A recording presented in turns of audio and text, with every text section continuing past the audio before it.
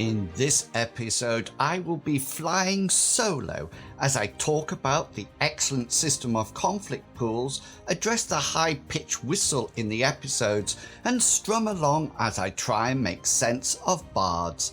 Welcome to the Mythras Matters podcast, Season 1, Episode 38, Conflicting Pools and Singing Bards.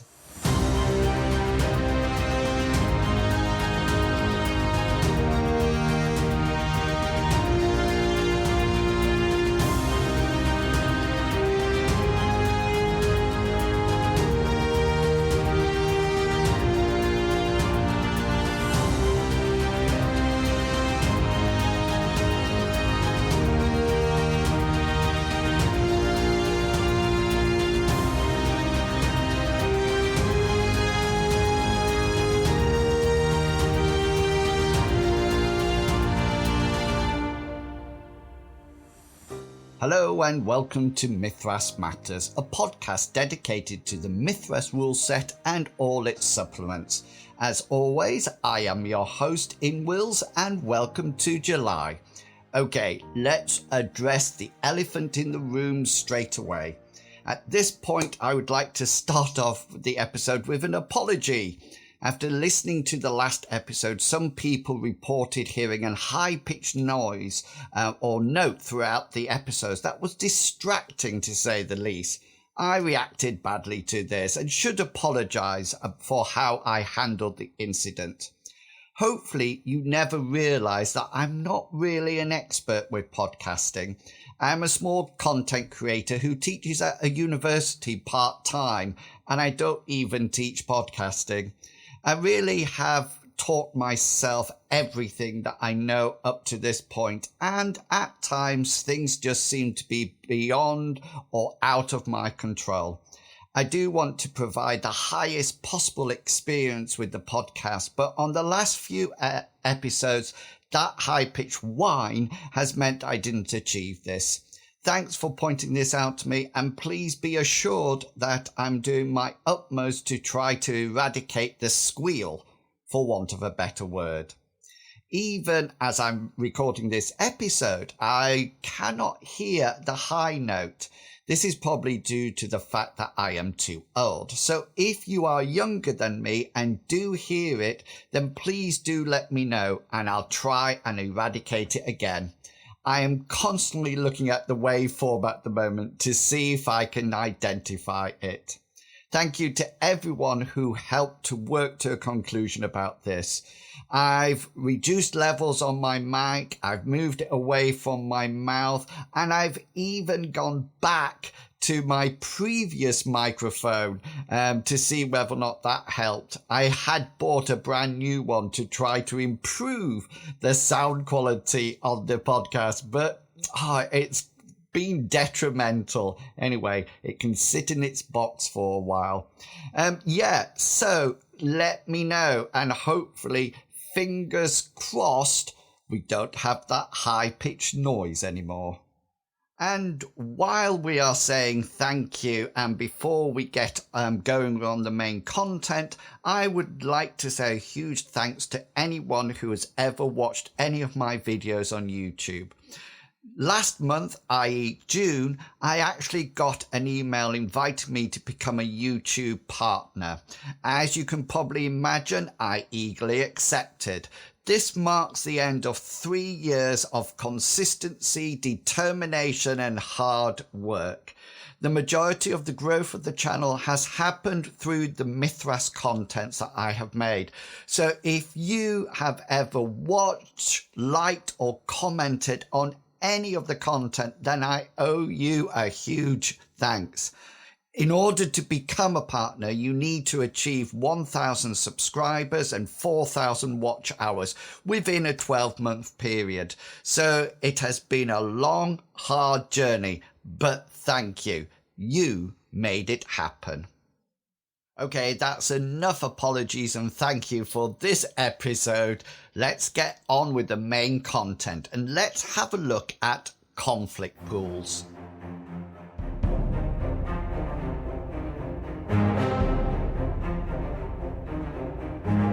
If you have been watching our actual plays on YouTube, then you will be aware that we are alternating between Mythras, the fantasy setting, and M-Space, the sci-fi setting. I have to say that we really rate the M-Space rules. They provide so much flexibility that it's been fantastic to co-create the universe along with my players. We have a new player starting soon, so we'll be back up to 4. So time to recreate those overlays.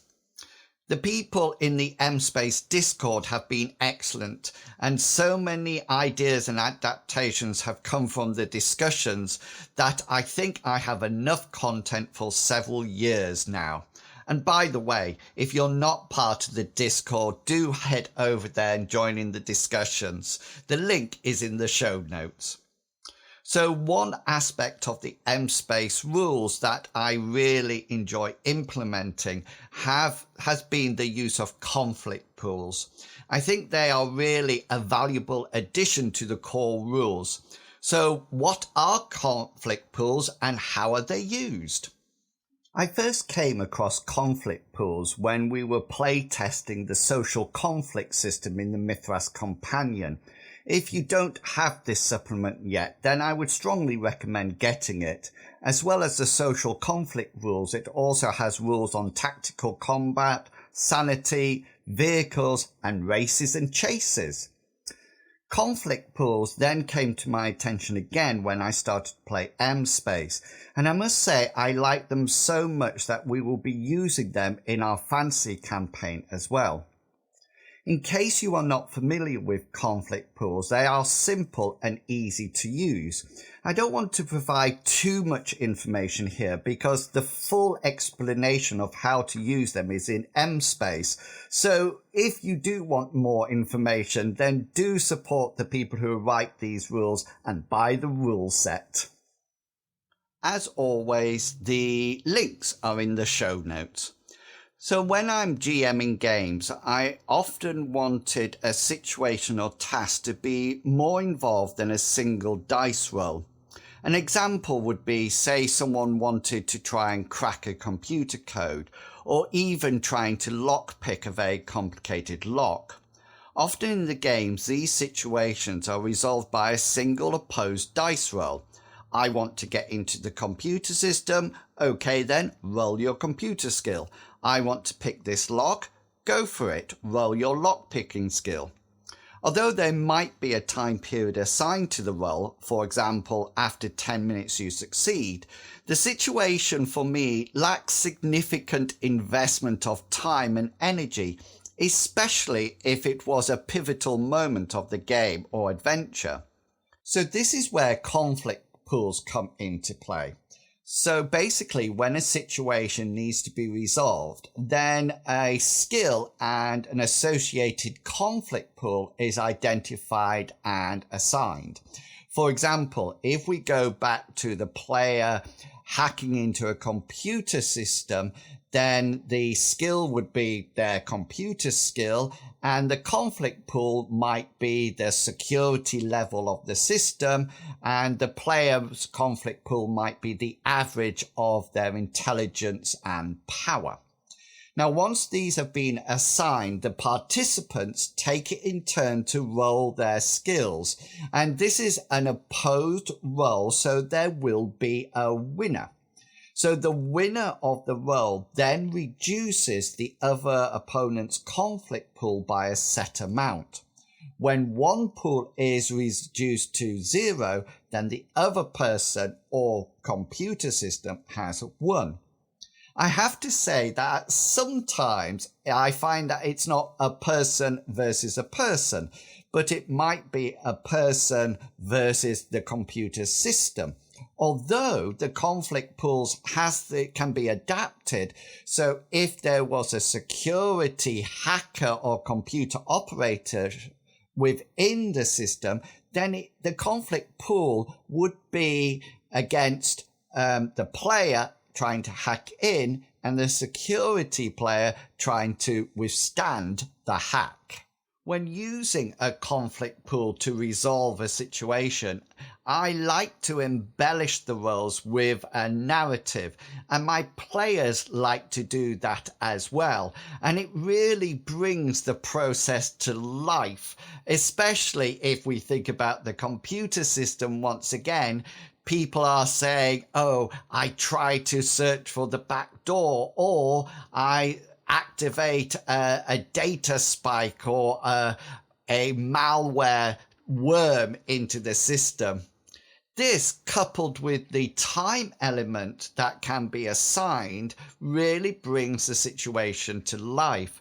So, for example, with the conflict role about the computer system, each role would say take 10, 20 minutes. So suddenly the player is actually engaged in that interaction, in that situation, providing narrative and actually seeing time passing. And of course, if the situation requires a very quick solution, then that time element can be very, very important to the adventure.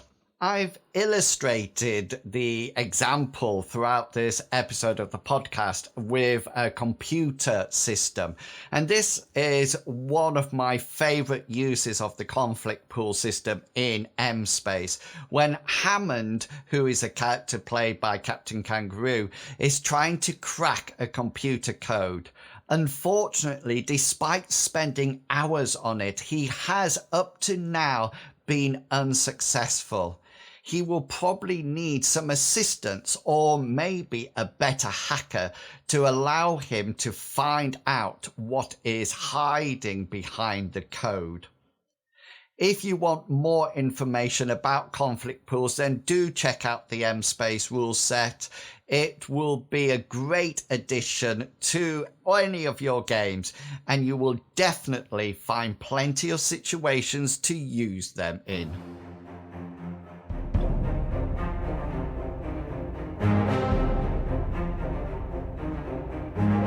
Remember, if you would like to contribute to the podcast, then why not drop me an email or message and let me know what you would like to cover. I'm always looking for reviews or interviews with people. So if you're interested, you can email me at inwils@gmail.com or send me a message on the various forums I frequent. Okay, so before we get on to the next section of the podcast, I want to try something. Don't worry, it doesn't cost any money. And of course, if no one comes forward, then I know it wasn't the best idea around. I really like hearing about other people's characters.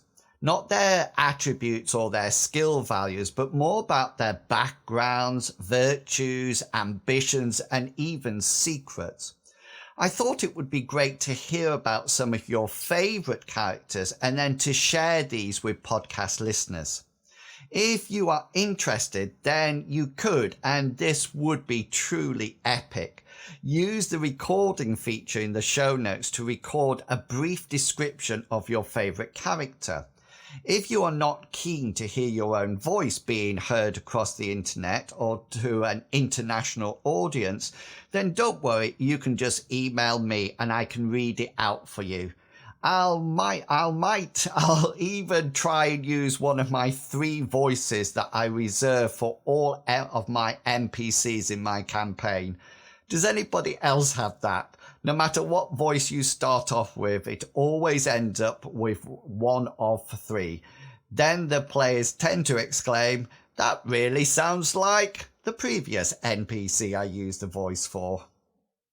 To give you some pointers, I thought if you include their name, their main skill or class-like ability, what makes them unique and what their backgrounds was like.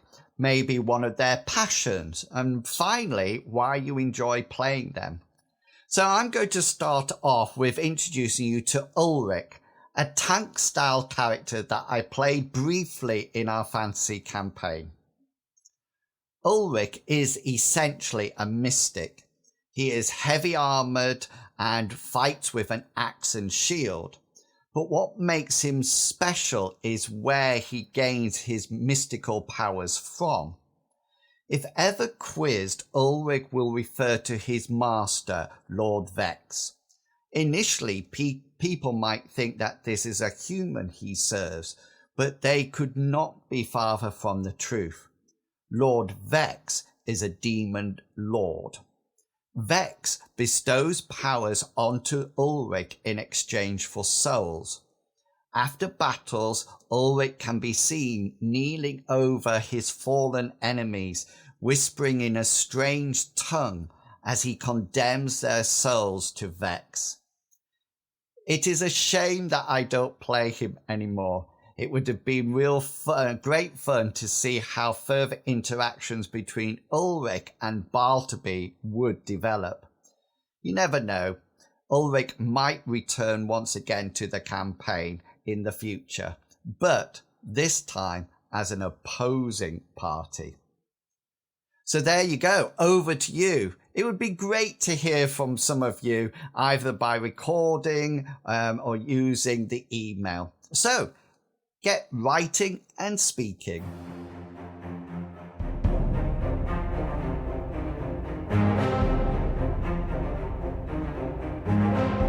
A few episodes ago, I reached out to the community about Animus and got some excellent responses. So I thought I would push my luck and reach out again and see whether there is anyone out there who can help me with another class that I'm finding difficult to implement into Mythras. So does anybody remember playing Advanced Dungeons and Dragons, the first edition? I do. In fact, it was the first system I moved over to after enjoying the basic Dungeons and Dragons, the one in the red book. I still actually have that somewhere. One of the classes I always wanted to play in Advanced Dungeons and Dragons first edition was the Bard. There was something quite appealing about strumming and being silver-tongued and being almost like a rogue that really appealed to me. However, in Advanced Dungeons & Dragons, there was a huge barrier that you had to overcome in order to be and play a bard. To be recognized as a bard, you had to first train as a fighter, and you trained and gained experience and levels until you reached between the 5th level and 7th level. At that point, you changed class and started again as a first level thief. Again, you had to increase in levels as a thief until you reached between 5th level and 9th level. And then, and only then, did you drop back to 1st level and started your journey as a bard. I have to admit, I never was able to achieve the dizzy heights of being a bard, but it was always something that I really aspired to. Of course, when D&D 5th edition was published, the Bard became its own class. Oh, and while I'm pointing out the difference between AD&D 1st edition and D&D 5th edition, then do check out the series of blogs that I wrote titled You've Never Had It So Good. These focus on various aspects of the game that changed over the years from 1st edition to 5th edition D&D. You will be surprised what was available for us in the early days. I've probably just instantly aged myself as well, but never mind. If you're interested in those blog posts, then do go over to my website, inwils.co.uk, or follow me on Twitter @inwils. When I first started to GM Mythras, I've only ever played once when Loz kindly GM'd the adventure based in Lyonesse setting. But when I was GMing, I instantly looked to see whether or not the Bard was within the rules. But I have to say I was slightly disappointed, and this is where you as experts in the game come in. I am sure that some of you have already played bards or created bards in your campaigns or created additional rules to expand the bard's profession. So if you would like to come on the podcast for a chat or record something for the podcast, then now is your chance. And just like the Animist episode, I welcome a range of ideas so we can share them across the international audience. Okay then, so as a starter, this is where I am up to so far. So there is a career already in place, the entertainment. No, the Bard type, not the one by Scott Joplin. This career definitely hits the appropriate skills for the Bard class. Deceit, influence and acrobatics, but also acting, oratory, musicianship, and singing and, well, seduction. I can see these all being used by my Bard character. Once I saw these skills, I immediately went to the skill description to see what I might be able to do while strumming my lute or blowing my panpipes. So sing allows you to decrease the difficulty of a subsequent influence roll, but only on a critical success, with the professional skill of musicianship being able to do the same. I was a bit disappointed by that. Sorry, everyone. But, I mean, that's really hard. That is really hard to get a critical roll. But I thought, okay, then let's look a little bit deeper and see what we can attach to the Bard class. So next, I was wondering whether or not magic could be used to fill the gaps. Now, there are no magic skills mentioned in the skill set of the career for entertainer. So possibly a bonus skill maybe, or a hobby skill. So some of the folk magic spells, I think, tend to lend themselves very much to a Bard character. Befuddle, calm, demoralization, and of course, tune. Yes, there is a folk magic spell that allows us to tune our instruments. And then I got to thinking a little bit more and thought, can I make bards mystics? Now, you might have guessed by now, mystics are one of my favourite spell users in Mythras. It's because I think they have a huge amount of adaptability. So could bards actually be mystics who cast their spell through the use of their instruments? Could their magical or musical ability allow for stats to be increased or rolls to be made easier or harder?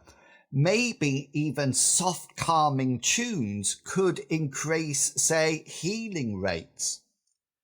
For me, I think if someone wanted to play a bard, I would definitely go down the magic route to replicate the effects that I associate with my perception of a bard and the skills that naturally come in the career that's already established, supporting their action and storytelling in the local tavern. But what do you think? Have you, as a player, successfully played or created a bard? Do you, as a GM, have well-established rules for bards in your campaign? I really would like to talk more about bards, people, so do get in touch if you would like to provide some written content or record something, or even much better, come along and we could have like a roundtable discussion on the podcast. I actually want to do more of these roundtables discussions, so do get in touch if you're interested. So again, it's over to you, people. What do you think about creating a bard? Do let me know.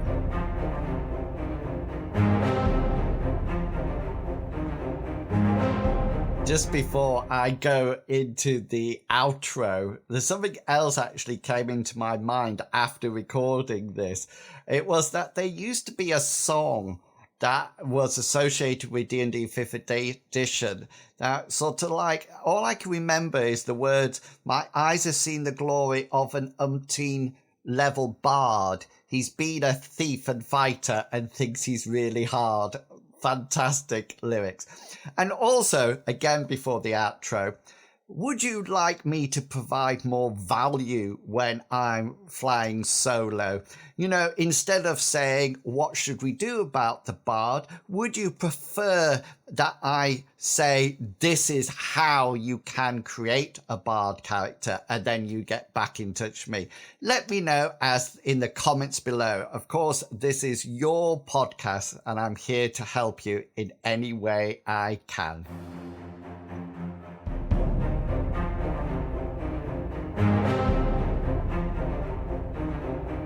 And that's it. Another episode of Mythras Matters completed. Don't forget you can check out all my content by following my YouTube channel and the campaign areas on World Anvil. And if you are running out of ideas for your campaign or your sessions, you can find some one-sheet encounters on my Ko-fi site. Links, as always, are in the show notes. I really appreciate your support, and do check out both the Tapper Talk forums and the Discord, where there are some great people sharing their ideas within discussions. So until next time, have a great month of gaming, and I will chat to you all again in August. Until then, I hope all your opposed rolls succeed and provide you with a well-deserved special.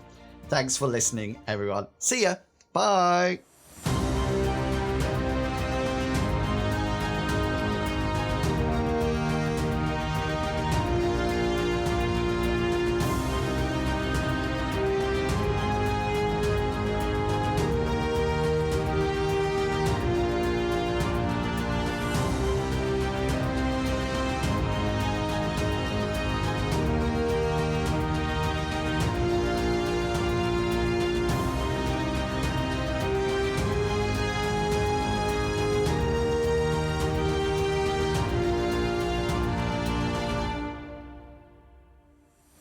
The content of this podcast is covered by the Creative Commons Attribution 3.0 license, so please give appropriate credit if you are sharing or copying any part of this podcast.